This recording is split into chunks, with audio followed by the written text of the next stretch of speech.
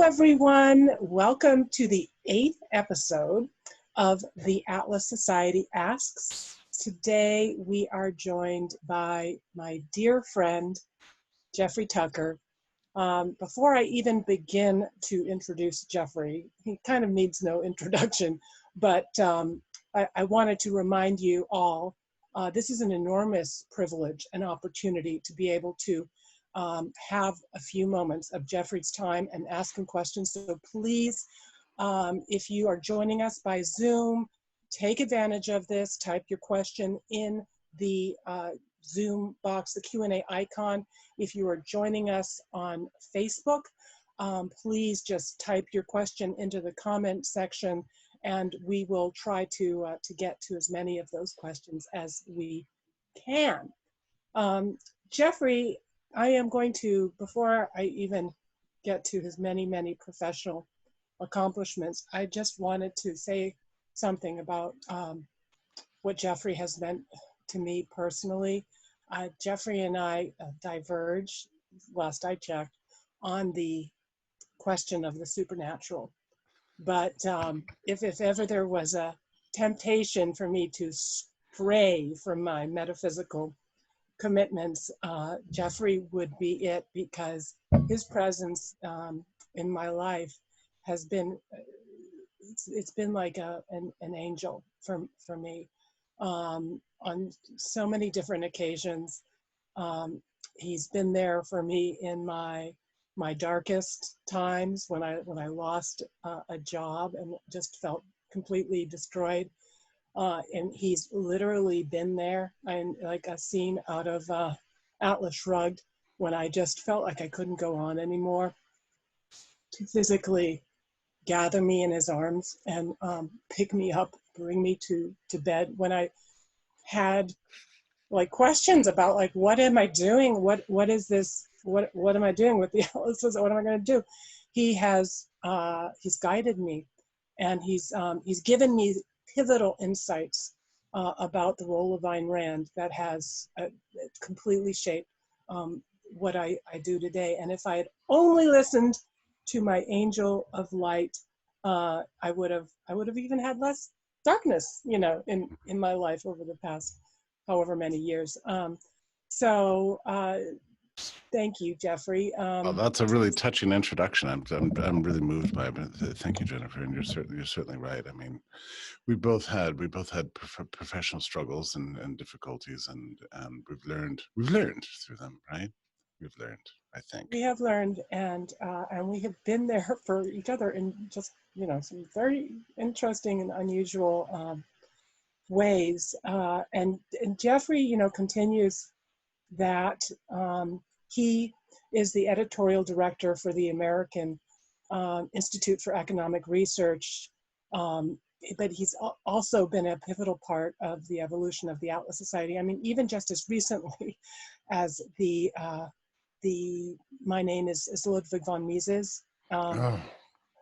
What a wonderful video, Jennifer, that is. It's so, and by the way, if you think I've failed to promote it, I'm writing an article about it and going to, because it's really great. That show is wonderful. It makes people cry. Yeah, it's brilliant. Well, you know, just behind the scenes, folks, in terms of it being written, I mean, I was like, okay, I'm doing it. I'm watching this video. I'm reading this. I'm reading all, you know, all of von Mises. Cut to the chase. I called Jeffrey, and I'm just like, okay, I'm typing. So essentially, he dictated. It was really almost like he was channeling. He said, my name is da da da da. So that script, minus a few, you know, things that I tweaked or did differently, I mean, really was a credit to Jeffrey. So so if you enjoyed that video, thank Jeffrey, and, you know, make it possible. Support the Atlas Society, support AIER, support Bastiat Society. That's what, you know, is making this possible right now. So in addition to being editorial director for the American Institute for Economic Research, he is the author of many thousands of articles and scholarly scholarly press and popular press, including stints that we've had working, together when I was at Life Zet. He is the author of 8 books in 5 languages. Most recently, The Market Loves You. He's also editor of The Best of Mises. He speaks widely on topics: economics, technology, social philosophy, manners, exercise, you name it. And he has a unique voice, especially right now, his commentary, and we're going to get to that. So, Jeffrey, welcome. Thank you, Jennifer. Thank you for having me. It's my pleasure to be here. I appreciate it. So, so again, everyone, please ask your questions, especially you, Jim Caruso. I'm looking at you. I know you're here. You, Jay LaPierre, I know you're here. Thank you for paying for this microphone. Use it. Jeffrey, let's start with just, because I know where you are, and I love thinking of you there. Tell us a little bit about where you are. Tell us a little bit what you're drinking right now. Oh, sure. What you just did. Yeah. So yes, I am drinking a glass of absinthe, which was, I love this stuff because it's like a French late 19th century drink of poets and yeah, artists and that sort of thing. It was banned. It was banned all over the Western world for 100 years because they thought that it had a secret ingredient, wormwood, that made you intoxicated and that sort of thing. This is allegedly the basis upon which Van Gogh cut off his ear. So, governments are always, right? It's not just now. Governments have this weird precautionary principle that they ban things that they don't understand. And so they tried to ban a virus recently. I don't know if you know that. But which hasn't worked out too well. But absinthe is a wonderful drink. It's the first time you have it, it's a little bit surprising, but it gets better, and then you just develop a kind of desire for it. Not every day, but maybe every 3 days. So I'm having that. I'm here in a place where I think you grew up, in the Berkshires in Western Massachusetts, which has been fairly peaceful throughout the quarantine. Everybody from New York wants to move here, so everybody's buying up all the houses and the land around here. I hadn't left this property for 5 months until this last weekend when I went to the mountains of New Hampshire for Porkfest, and that was a really interesting event. Actually, we had something like maybe 400 or 500 people there, and everybody was behaving normally, like naturally and normally, and not doing this kabuki dance and hopping around like grasshoppers and muzzling our faces and things. It was a really wonderful event. I wish you'd come. So that was it. Very interesting. But Jennifer, I have to tell you, it was also the first time I'd really been out. Well, actually, it's not true 5 minutes, because I was in New York on March 12th. We can talk about that. But I was shocked at just how windswept our small towns in New England are right now. Half the businesses closed.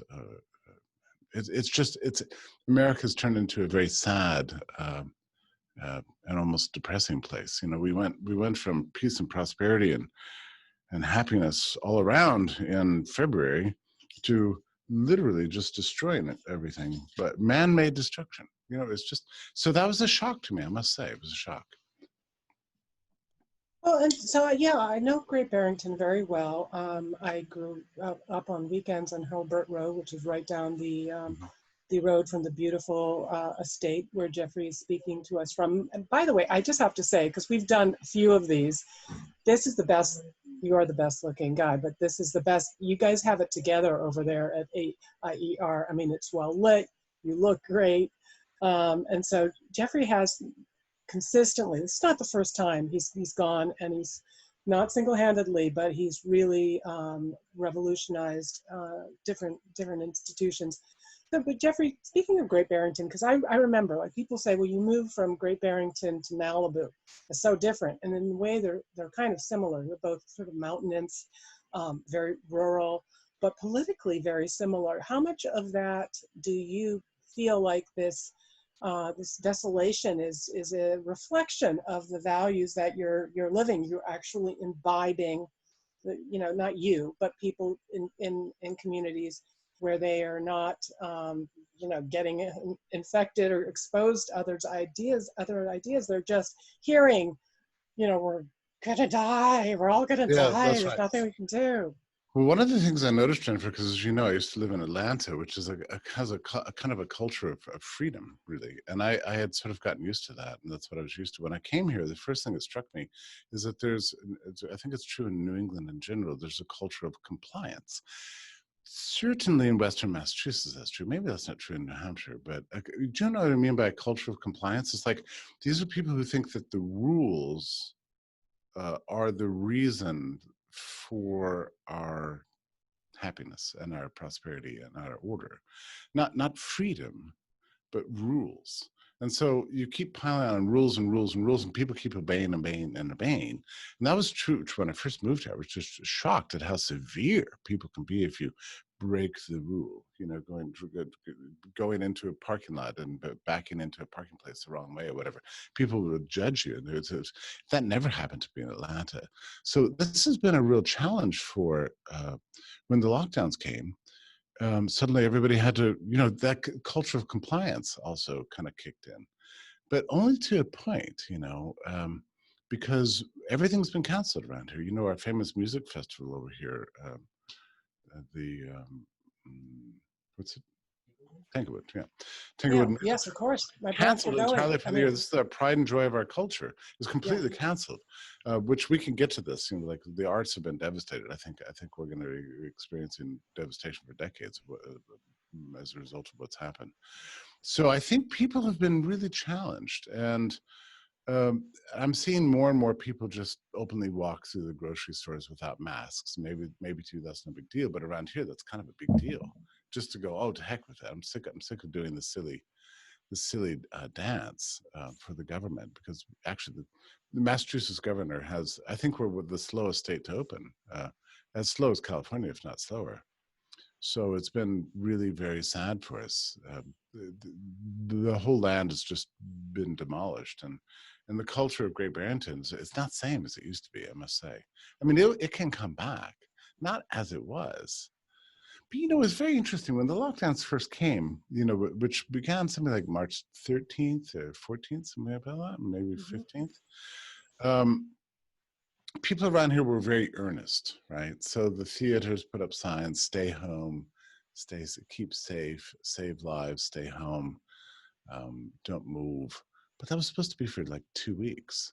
Well, here we are, you know, 110 days later or whatever it is, and our governors and our public health officials are still saying, stay locked down, stay safe, don't get infected.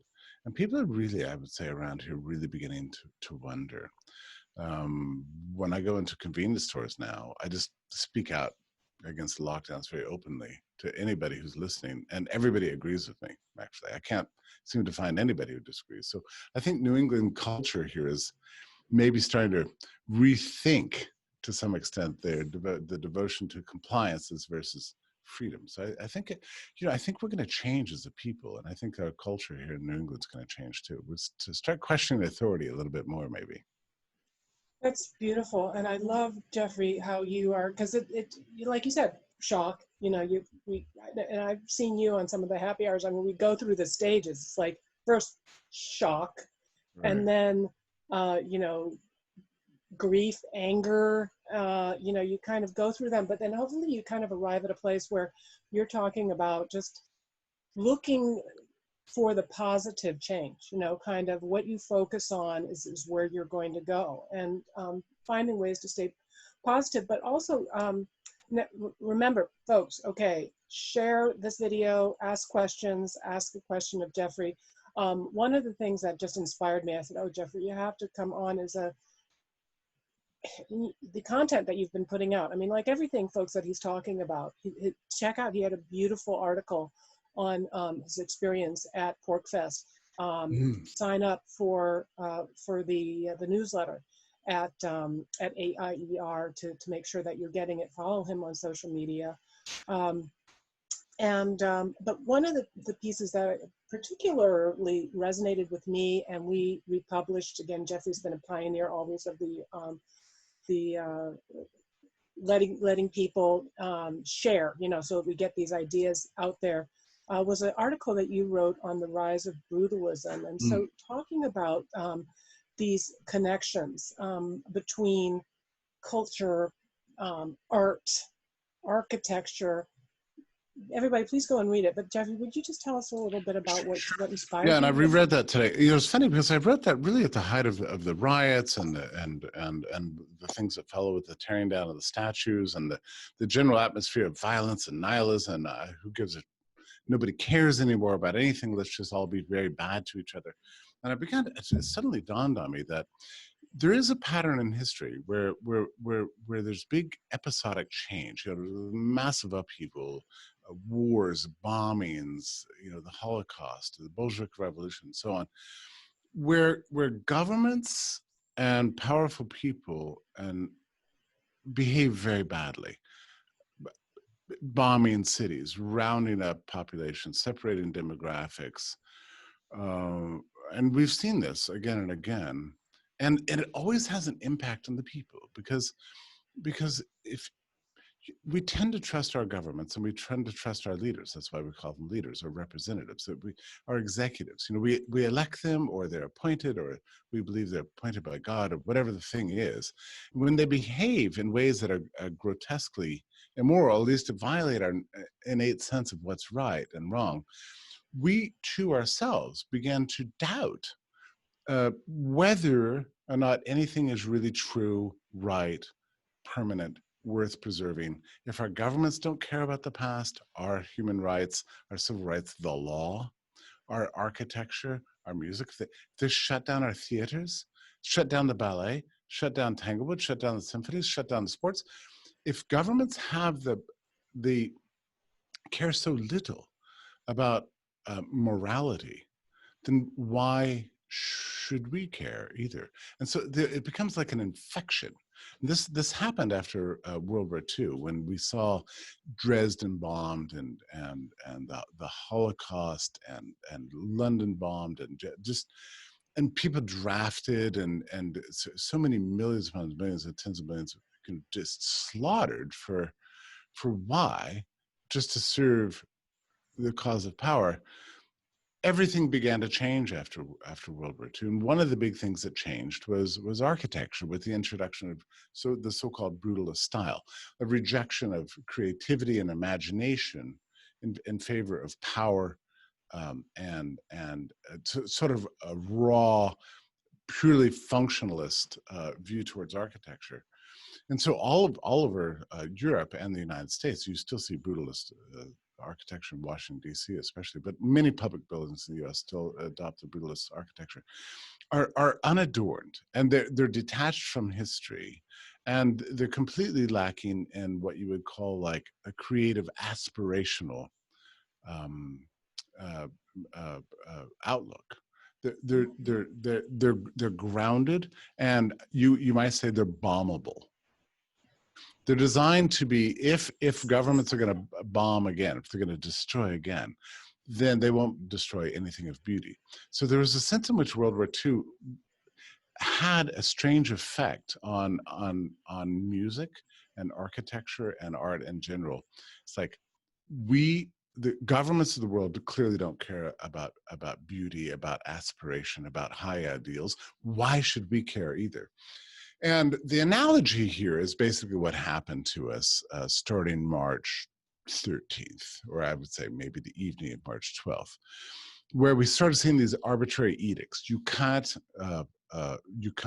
fly to Europe, or Europeans can't fly here. Your schools are closed. Your theater is closed. Your church, forget it. Your conference, out of the question. And these edicts started coming down. The lockdown culture, the whole attack on everything that we've ever taken for granted. And what I think what happened over the course of April and May, where people were not just got cabin fever, they stopped believing in anything. Right? We used to think we had a constitution that would prevent this, right? That democracy more or less worked, that the people would never tolerate this sort of thing. The Chamber of Commerce would surely weigh in on behalf of restaurants and prevail. And then I think we were all shocked. So after about 6 weeks, there was a sense of, wait, this is real. And I remember I remember, Jennifer, those days. And I bet you do too, very well. The sense of like, this nightmare cannot last. It cannot last. You wake up every morning and think, today will surely be better. And then you would remember that yesterday actually happened. And well, it wasn't a dream. It wasn't a nightmare. It really was the thing. Something huge was happening to our world.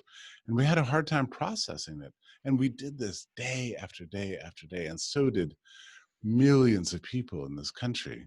So at the very first opportunity to get out and do something, which was the outrage at the George Floyd killing, that was it. It just, people just run out in the streets, and it wasn't, there were many good aspects of those protests, and I totally approve of them, but that also unleashed a kind of nihilism in the population. Who cares about history? Who cares about your store? I'm going to burn it down. Who cares about anything? I don't care about your rules. I don't care about our history. I don't care. So let's just tear it all down. That's the way we matter. That's another factor too. People were treated like animals, right? But people are not animals. We're rational. We have volition. We have ideals. We have creativity. We want to get out and do things. We want to matter to ourselves and to others. And if government says, no, you don't matter, you have to just stick around in your house and watch Netflix all the time. And if you don't do that, you're endangering the common good. At some point, maybe we'll do that for a couple of weeks, maybe even a month. I think Americans just finally got fed up in good ways and also slightly bad ways. So that's why I called it a kind of a new brutalism movement, that we stopped believing in normalcy and a peaceful, happy life, and started just lashing out at anything we could possibly do, whether it was cops or statues or the Walmart, just whatever. We wanted to do something to make a difference, and not always in good ways. So I would say in that sense, the lockdowns really have unleashed a kind of rampant immorality. And by the way, Jennifer, and I don't want to speak for you, and I don't want to try to read your mind, but I think our listeners will understand.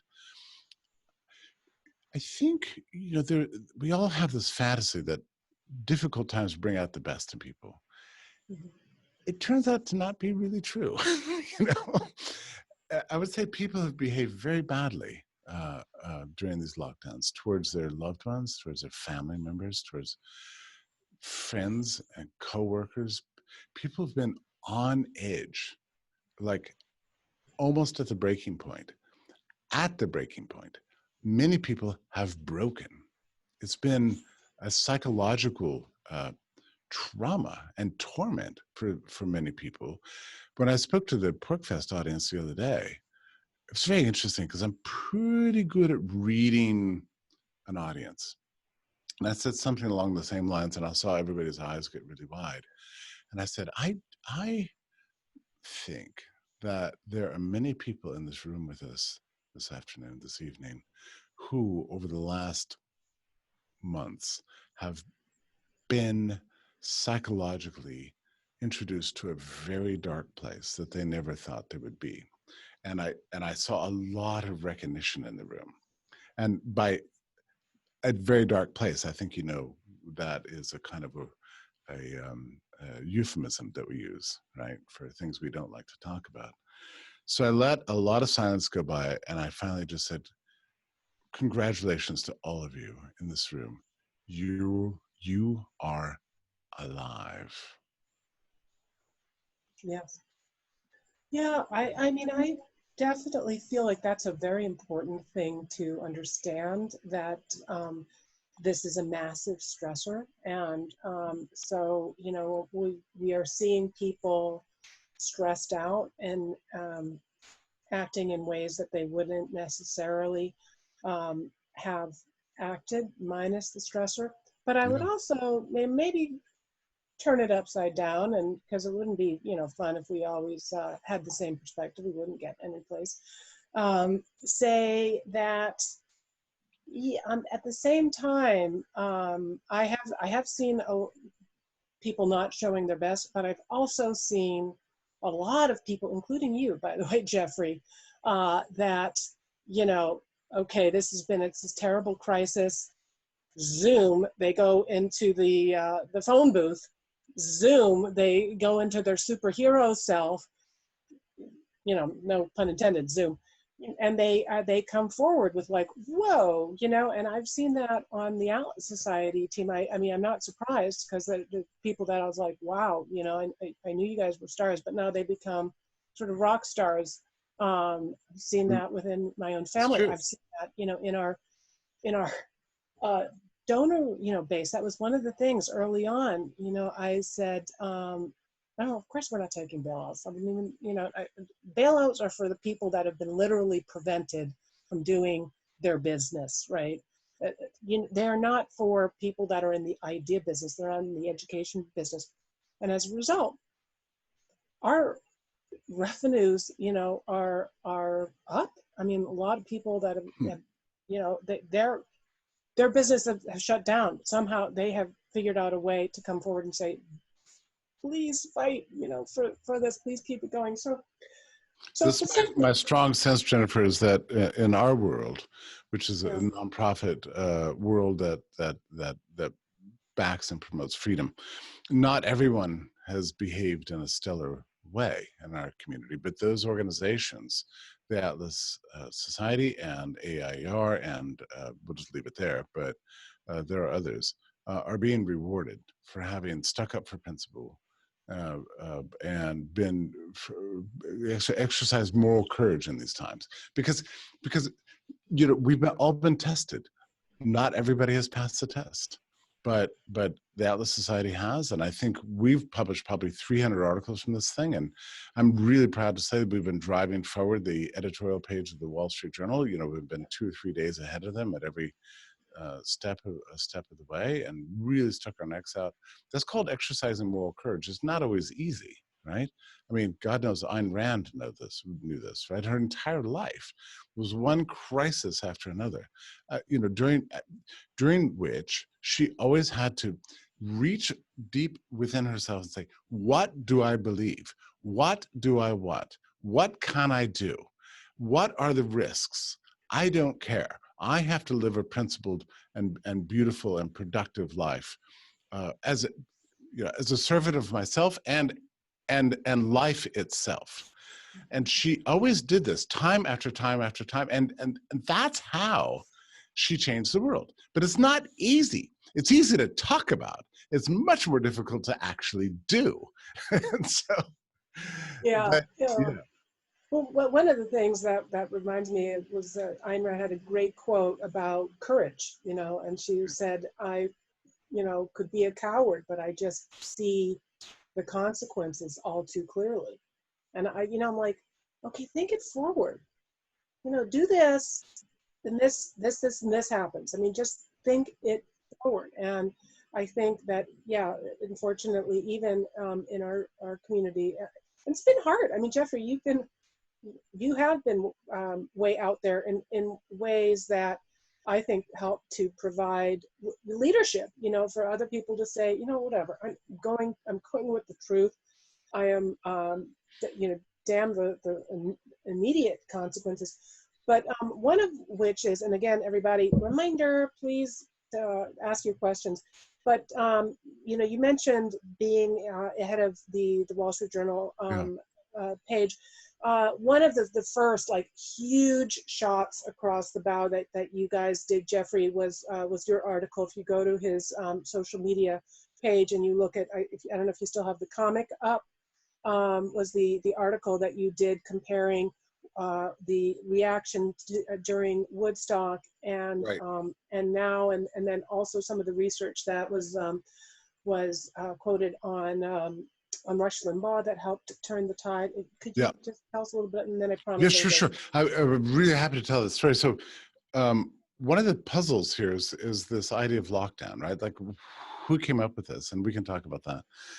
But before I kind of began to write about the lockdown idea, which is really a 21st century idea, really born of the George Bush administration in 2006, medical professionals never spoke about lockdowns. They were really essentially against them, and it was out of the 1918 H1N1 pandemic, which was seriously deadly, there were a few cities that did close things, San Francisco and Detroit and Chicago, not New York. And medical professionals realized that that didn't do any good. It didn't. It actually creates a kind of social chaos that makes it more difficult to deal with the sick and mitigate the disease and manage the pandemic. So people were really against lockdowns, especially by the 1930s, when we began to really understand viruses. And the understanding that that generation had, especially coming out of, it was solving the smallpox problem was really the thing that gave rise to it.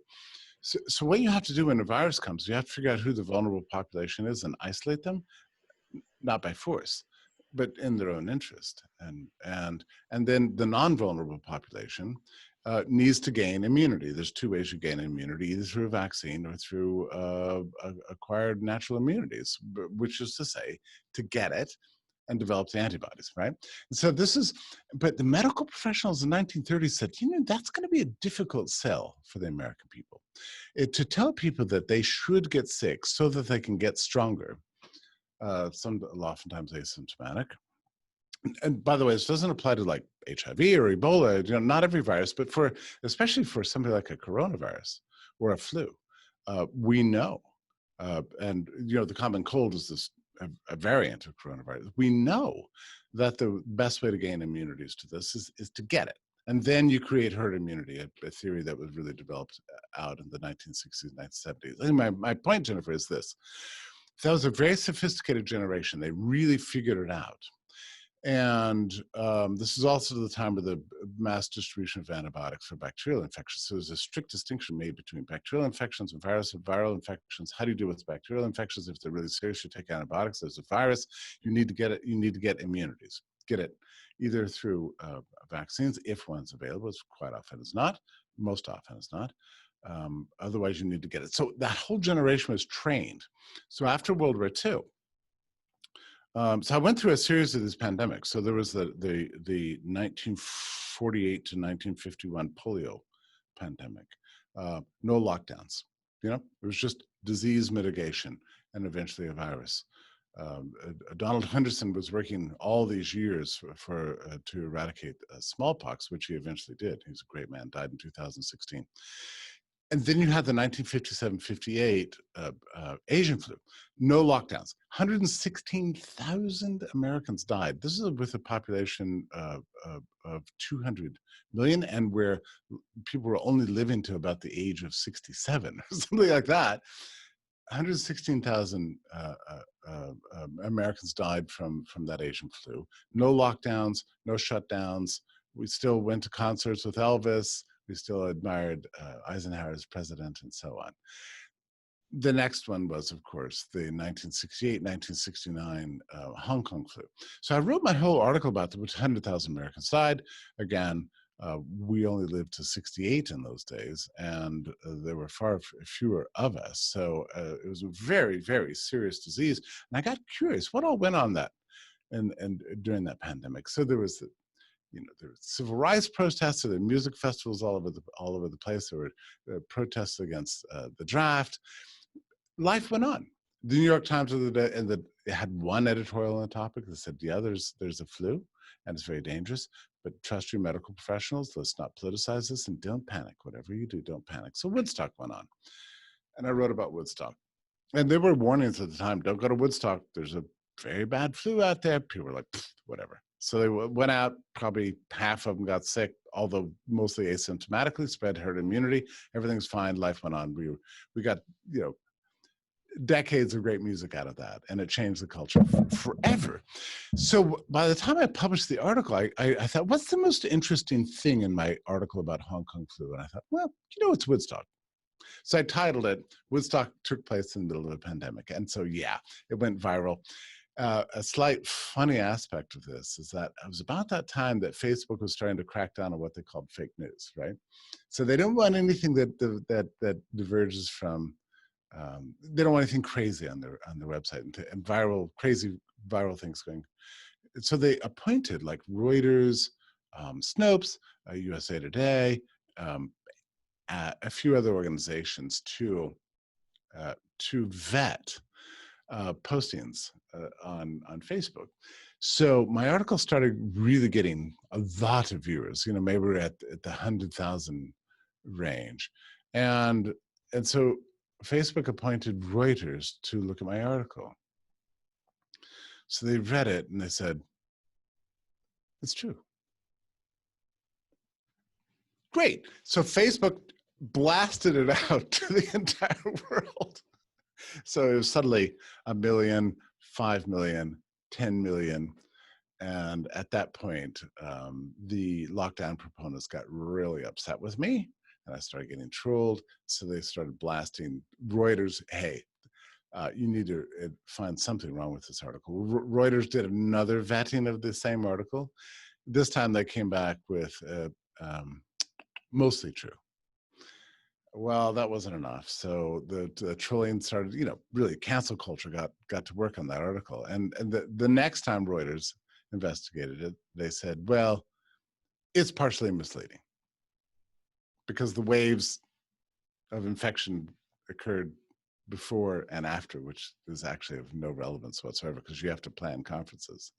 And you only know the waves like looking backwards in time. You don't know them when you're in the middle of them.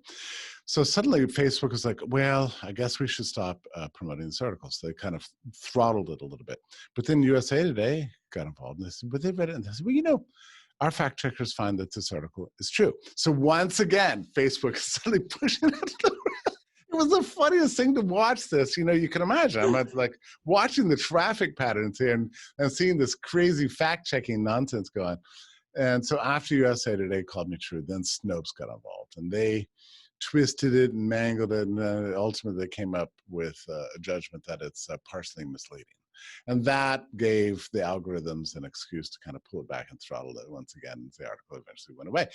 But I think in the end, I got maybe 30, 40 million views out of that thing. And it was a very good lesson for people that we should be normal in the presence of a disease, viruses, or even a pandemic. We should be smart, use our intelligence, and rely on our medical professionals, and go about our lives without disruption as much as possible, because that is the best way to deal with and manage disease.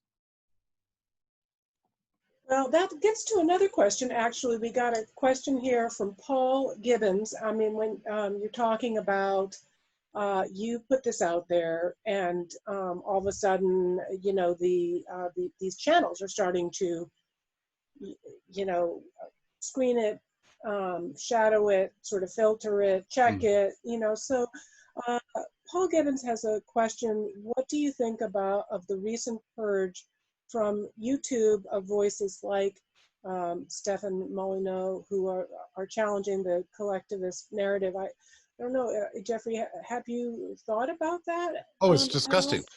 Jennifer, we face this ourselves. Like John Ioannidis, who's a world-class statistician and epidemiologist, and has something like 50,000 citations to his work from 15 years ago on fake science. I mean, this guy is epic. He had an interview on this in which he predicted, he said, you know, I think the infection fatality rate of this thing could be actually lower than seasonal flu.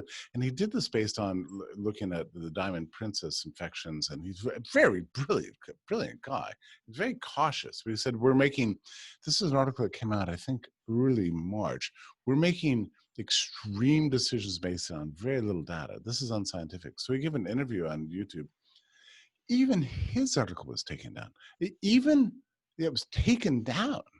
And Newt Witkowski, who's like a world-class statistician, epidemiologist, worked at Rockefeller University, trained at the best universities and everything, said that the government is going nuts, that we're unleashing madness. This is all crazy. We have to get immune. We have to only get this through herd immunity. Nothing government's going to do is going to change anything about what happens to this virus, he said. Well, his stuff was taken down. And then a second interview was taken down. So what we did on our end, because we were running these articles about these great minds being interviewed that were disagreeing with Fauci and company, right?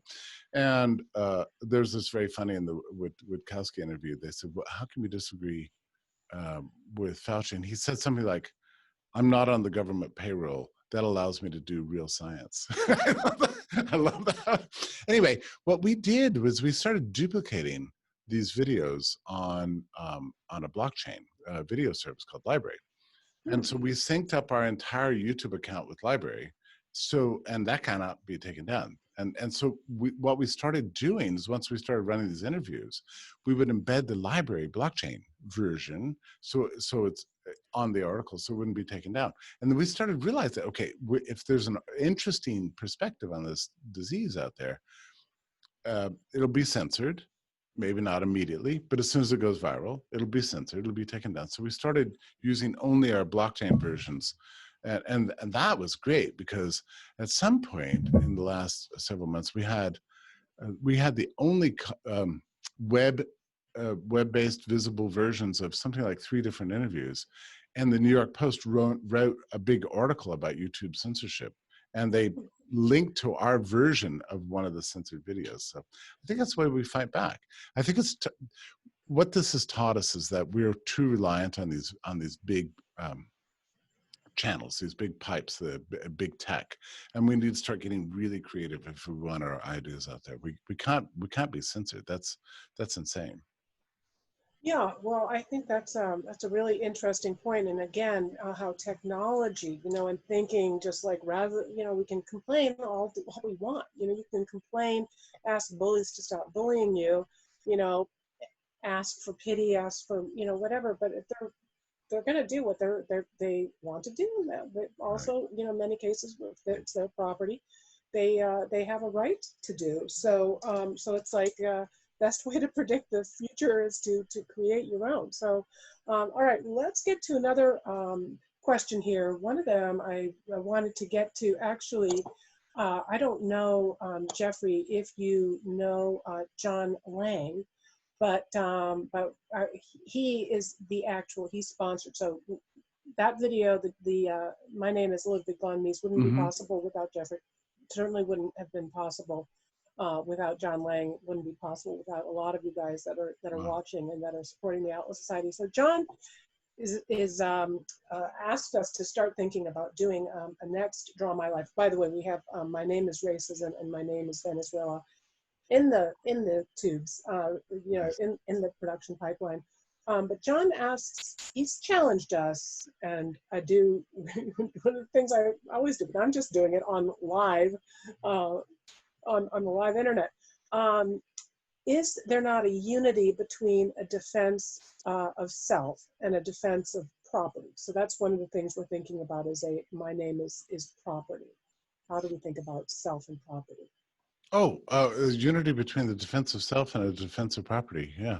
Well, that's what we've discovered. I mean, one of the extraordinary things that's happened to us over the last several months is that the government massively attacked our property rights. It's incredible. There's a video, you can look it up, of a SWAT team invading a rural Texas bar where a few dudes are sitting around trying to drink a beer and the SWAT team showed up, right? I mean, that's just unbelievable. The lockdowns are a massive attack on property rights, which means an attack on your life. Mm-hmm. I mean, they're the same things. I mean, like one without the other becomes completely non-operational. So property, we don't talk about it enough, really. But the lockdowns were an attack on our property. I mean, you own a theater, you can't open it. You own a church, you can't invite people in. You run a private school, your students can't show up. You have an apartment building. The government makes you contract trace with people coming in and out of it. I mean, Jennifer, it's been a shock, right? I mean, so even here at AIER, we had to ask fundamental questions of ourselves, like, do we own this property or do we not? Because at some point, things became very strange over the last several months. So Massachusetts passed a law that said, if you're coming from another state, you have to quarantine in Massachusetts for 2 weeks before you can go out and about. And this is because viruses are very respectful of borders, as we all know. Anyway, and we had to really, and we live, as you know, right on the border of Connecticut and New York, right? And so people are coming in at here all the time. So it's like, wait a minute. So this is our property, but you're telling us that if somebody comes onto our property, we have to stick them in a refrigerator box and feed them porridge through a hole for 2 weeks? Really? Are we really going to do this? I mean, it's a fundamental question. It's like, are we the owners of this place or not? Can we set our policies for ourselves or not? You know, and this is, by the way, why the left has been weirdly, sorry to be bitter about this. I am bitter about it, but this is why the left has been so pro-lockdown, because they don't believe in property rights. They don't care. They don't believe in commercial society either. So they're like, oh yeah, close the stores, close the restaurants, close everything. Who cares? You don't own that. Everybody owns it. And in the interest of collectivism, we're going to mitigate a disease. So your rights don't matter. Your property doesn't matter. This is their dream come true. Yeah, it's sort of a corollary to you didn't build that. It's like you don't own that. And Yeah. for me, I think the crises and big losses can, for me at least, they've challenged me to think about my property as my life and my life as my property. And I was right. telling John that when I lost my house, when my house was burned down due to arson stuff, started at the top of our canyon, and 55 homes in our canyon were lost. It changed me in a way, in that I started to feel like, I've calmed down a little bit since, but you know, at the time I was like, I became very protective of my time. And I also became very, had a hard time with people that would say, oh, it was just your property, you know, it was just your house, it was just a physical thing. And I was like, no, that's my life. I worked and I thought, and this was embedded into my life. It's not like it's your life and your property, you know, and just then I became protective of my time. I'm like, my time is my property too. And I'm not going to let, you know, more be taken from me, but of course I have. So anyway, you were talking about the left. Phil C has, and because we've got about, maybe 13 more minutes. Phil C has an interesting question, and I know it's something both you and I have thought about. He says, libertarianism and objectivism have not been successful in spreading their ideas. In fact, freedom and rationality seem to be inclined. Is this due to the failure of media and schools? How can we convey our message more appealingly and effectively? Anyway, it's a long question, but I would also, yeah. We've all thought about this, and it's very upsetting. I think the answer is very simple. I think we have not been bold enough. I mean, I think we have. So people these days talk about the liberty movement, all right? And we've been talking about that for like 20 years or something like that. Well, I would say the liberty movement has mostly failed us. And the reason it's failed us is because it became professionalized. Now these people are risk averse and they're unwilling to speak out. That's it.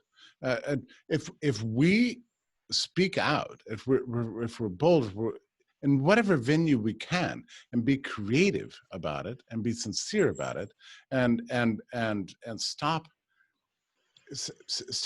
putting our pragmatism ahead of our principles, we will make a much better difference. We will make a bigger difference.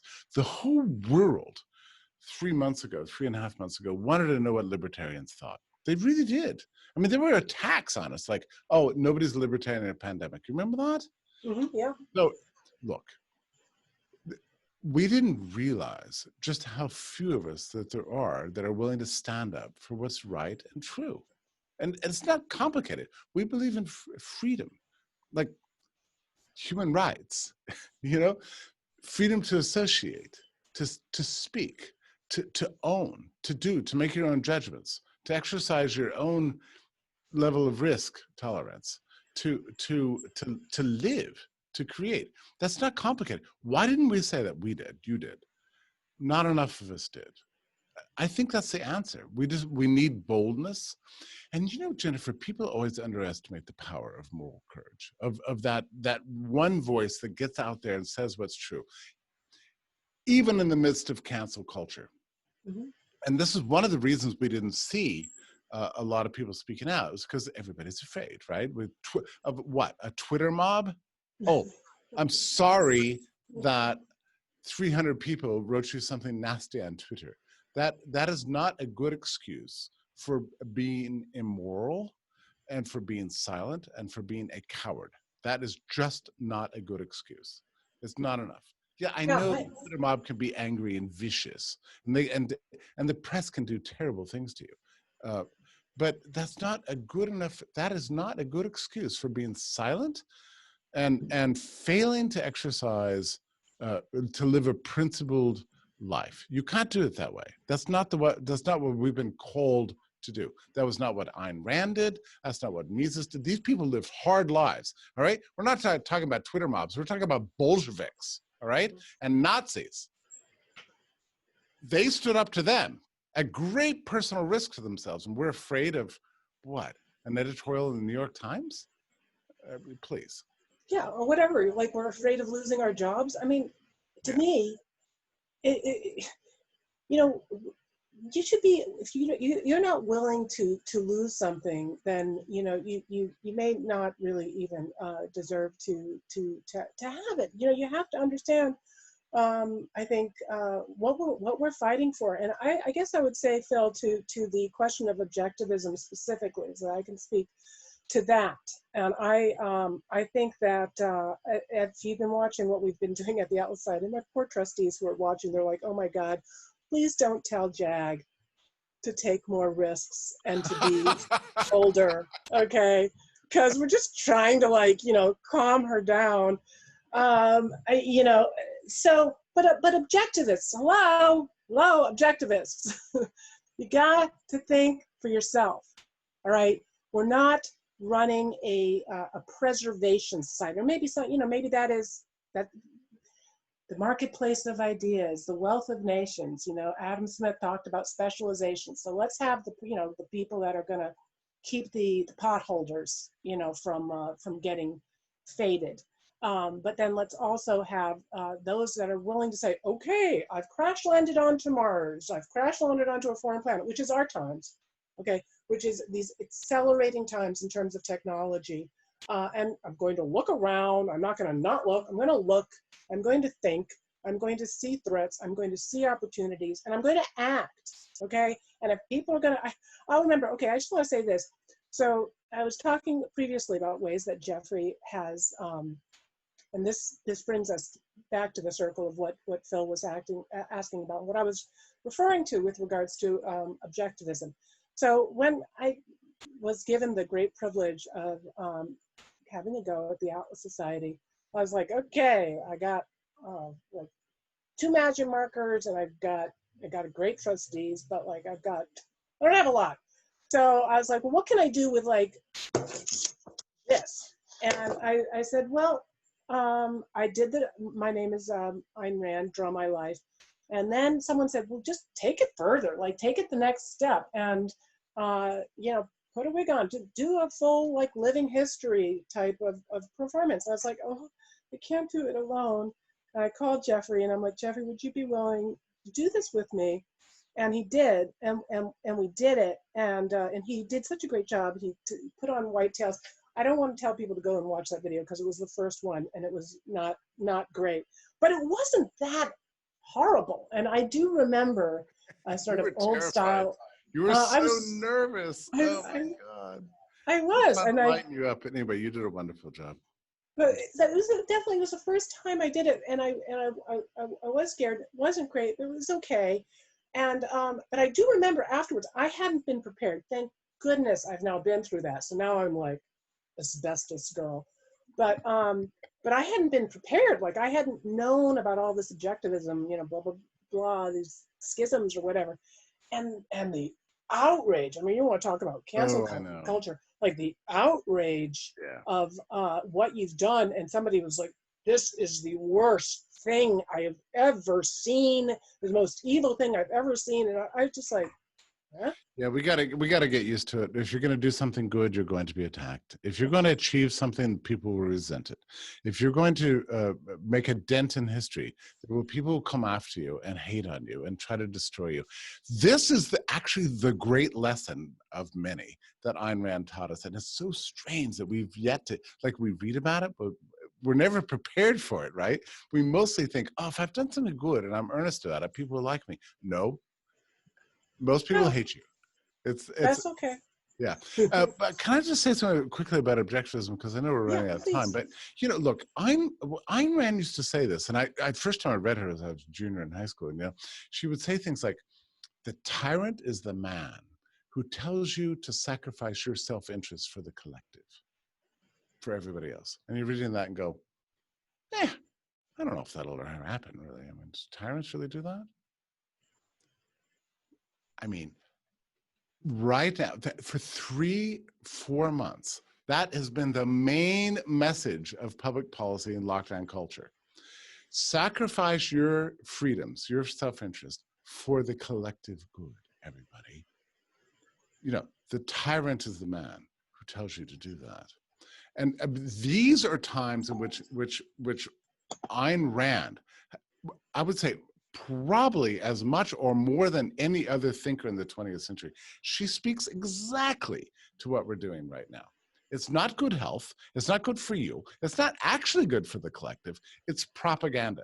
They're lying to you, and that line is tyranny.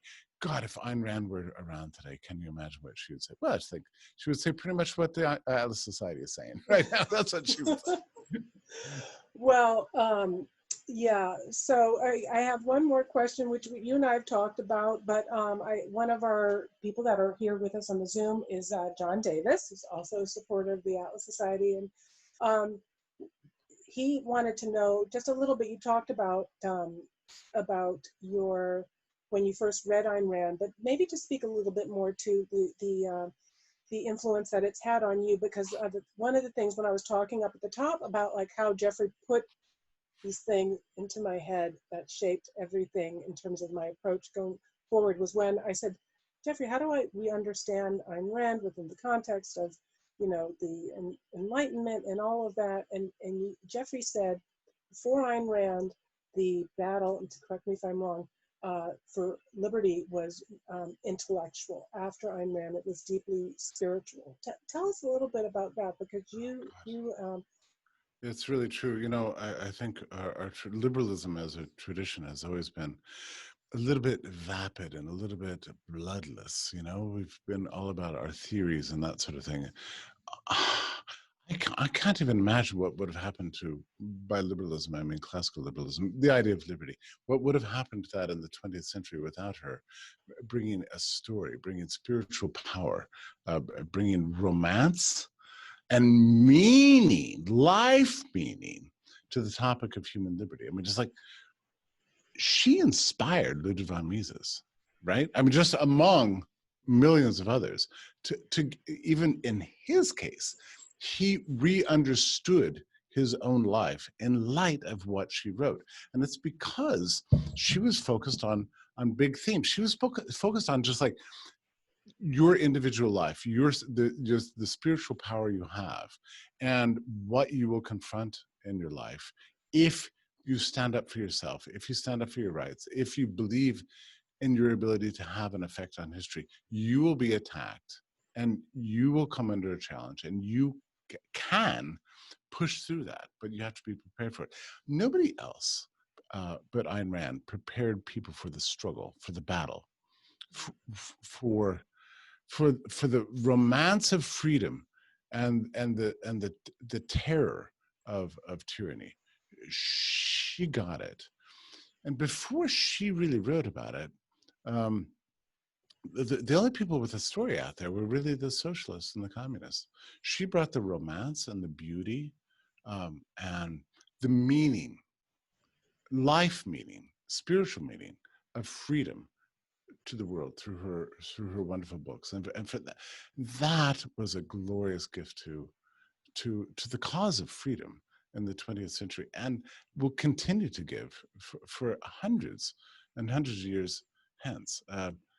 There's certain people who enter into history to make a profound difference, to protect our rights, to make the world beautiful, to make it prosperous and peaceful, all the things we allegedly believe in. Certain people show up as poets, as prophets, and then they go away. Ayn Rand was one of them. And in many ways, you are one of them for me. You are one of them for many. And Ayn Rand and Ludwig von Mises, as I said in the closing frames of our video, they have left us, but they are still with us today. It is our responsibility. It is my responsibility, Jeffrey's responsibility to help to repay some of the debt that I certainly feel for their work. And to carry out what they wanted to see, which was they wanted to see socialism destroyed and fought and pushed back, and individualism and liberty and free markets upheld. So thank you, Jeffrey. Thank you, everybody. I'm so sorry to those of you who we didn't get to your questions. Maybe at some point Jeffrey will do another one of these, or maybe he will come back and interview Ayn Rand. Thank you, all of you who've made this possible, who are not just stopping by the candy store and enjoying the content, who are actively supporting, investing in our work. Please, there's many ways you can do that. Just $5 donation, fine. But share Jeffrey's work, share this video, share our work. Fight for your freedom, and if you are not in a position where you can, help those who are fighting for your freedom and fighting for our liberties and our reality today. Thank you, everybody. Thank you, Jeffrey. I love you. Perfect, Jennifer. Take care. Thank you.